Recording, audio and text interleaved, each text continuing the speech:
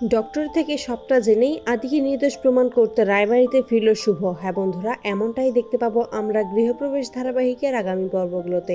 শুভ ভাবতে থাকে কিভাবে মোহনার চক্রান্ত সকলের সামনে আনবে, কিভাবেই বা প্রমাণ করবে আদি যে নির্দোষ। শুভ বলতে থাকে, কেন আমার বারবার মনে হচ্ছে আদি নির্দোষ, আদি এমনটা করতেই পারে না, কিন্তু তার আগে আমাকে সকল প্রমাণ জোগাড় করতে হবে। সত্যিই কি মোহনা প্রেগনেন্ট নাকি সবটাই নাটক, সেটা খুঁজে বের করতেই হবে। অন্যদিকে স্টেফিনি মোহনার উপর নজর রাখে জানতে পারে যে মোহনা ডক্টরের কাছে যাবে চেকআপের জন্য। এটা শুনেই শুভকে জানিয়ে দেয়। শুভ তখন ভাবে এটাই সুযোগ, ও মোহনার পিছু নিবে এবং সেই ডক্টরের কাছে যাবে। তার আগে একবার সবটা জানা প্রয়োজন। তাই আদির ডক্টরের কাছে এসে হাজির হয় শুভ এবং আদি তাকে কি বলেছে, তার সমস্যার কথা সবটাই জানতে চায়। তখন ডক্টর বলে আদি বলেছিল তার আর মোহনার মধ্যে এমন কিছু হয়েছে কিনা তার মনে পড়ছে না, বারবার মনে করার চেষ্টা করে কিন্তু তার মনে পড়ে না। আদির ডক্টরের কাছ থেকে কোনো কিছুই জানতে পারে না শুভ, তাই ভাবেছে এবার মোহনাকে ফলো করবে এবং মোহনাকে ফলো করেই সে এসে পৌঁছয় সেই ডক্টরের কাছে যেখানে মোহনা চেক আপ করায়। আড়াল থেকে শুভ শুনতে পায় মোহনা সেই ডক্টরের সাথে কথা বলছে। আর একটু কাছে আসতেই শুনতে পায় যে মোহনা বলে আপনার টাকা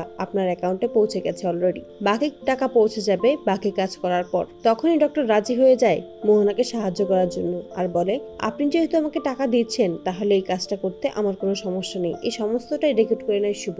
মোহনা সেখান থেকে চলে গেলে ডক্টরের কেবিনে ঢুকে শুভ এবং ডক্টরকে সেই রেকর্ডিংটা শোনায় আর বলে যে আপনি যদি সত্যি কথা না বলেন তাহলে আপনাকে পুলিশে দিতে বাধ্য হব। ভয় পেয়ে যায় ডক্টর, সবটাই স্বীকার করে নেয় আর সমস্তটাই শুভ রেকর্ড করে নেয়। এরপরই রায়বাড়িতে ফিরে আসে আর সেখানে এসে আদি যে নির্দোষ সেটা সকলের সামনে প্রমাণ করে আর এটাও প্রমাণ করে দেয় যে মোহনার আসলে প্রেগনেন্ট নয়। তো বন্ধুরা, তোমরা এটাই তো চাও, এভাবেই যেন সকল প্রমাণ জোগাড় করেই আদিকে নির্দোষ প্রমাণ করতেই রায়বাড়িতে আবারও ফিরে আসে শুভ। কমেন্টে জানাও আর নিয়মিত আপডেট পেতে আমাদের চ্যানেলটি এক্ষুনি সাবস্ক্রাইব করে পাশে থাকো। ধন্যবাদ।